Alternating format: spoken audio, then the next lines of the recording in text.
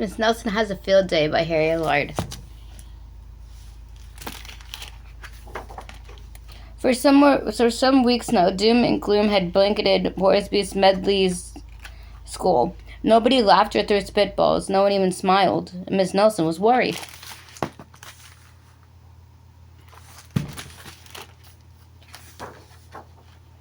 Everyone was down in the dumps. Even the cafeteria ladies had lost their sparkle. Mr. Bransworth was so depressed he hid underneath his desk. "It's the worst team in the whole state," he said.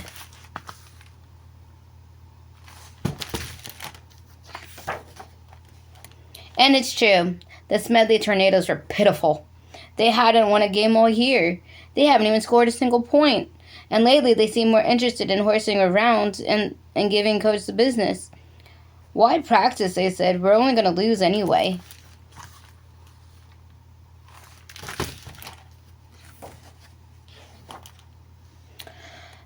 "We're in for it now," said old Pop Hansen, the janitor. "And the big Thanksgiving game is coming up, and the werewolves from Central are real animals. They'll make mincemeat out of our team." "What's to be done?" asked Miss Nelson. "We need an expert," said Pop. That afternoon, while Miss Nelson was grading papers, she heard wild laughter. It was coming from the teacher's lounge.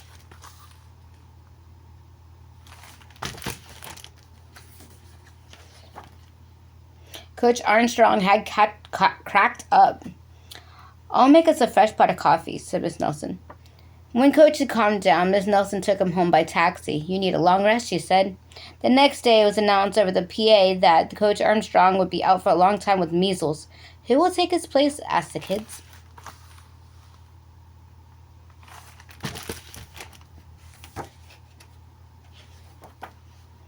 Then Miss Nelson passed by Lulu's after school.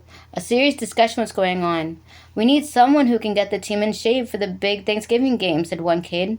"Someone who knows how to get results." "It's too bad Miss Swamp isn't around," said another. "Who?" asked the kid in town. "You've never heard of Viola Swamp?" said the first kid. "The meanest substitute teacher in the whole wide world. She's a real witch. And she'd have no trouble getting results." Mr. Bransworth happened to overhear and, he said.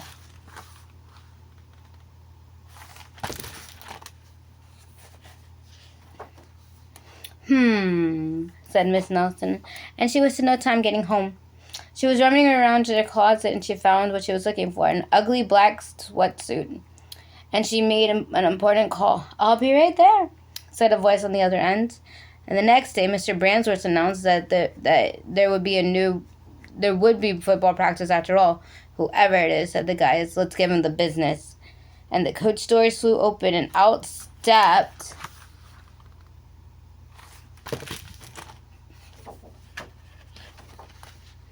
an ugly lady in a big black dress.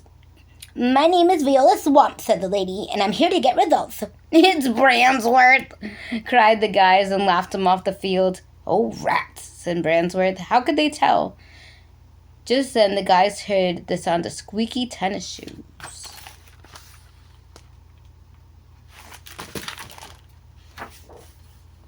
"I'm Coach Swamp," said the lady in a big black suit. "Holy smoke," said the team. "It's the Swamp." The football fullback tried to pussyfoot away. "Not so fast, Mrs. Multi," said Coach Swamp. "Wow," said the boys on the team. "Did you see that tackle?"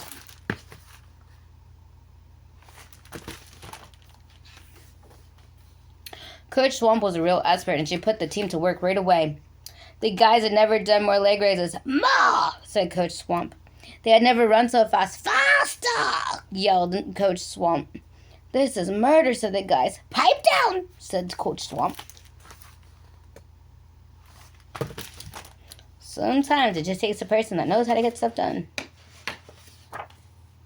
See, in a matter of days, the Smedley Tornadoes were looking better. Coach Swamp really gave him the business. Bransworth was a little puzzled, however. "Who is this Miss Swamp?" he wondered. "I wonder if Miss Nelson knows. I'll go ask."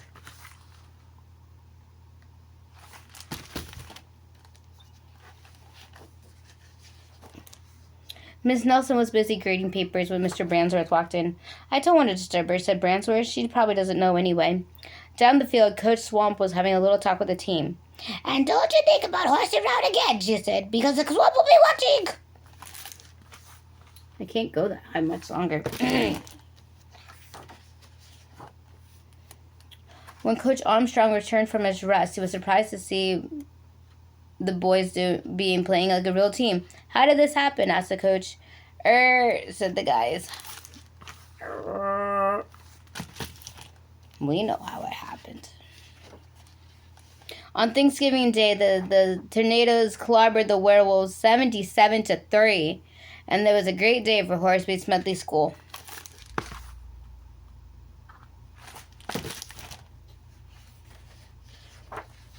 Mr. Brandsworth treated the whole team to hot dogs from Lulu's, and Miss Nelson went home tired and happy.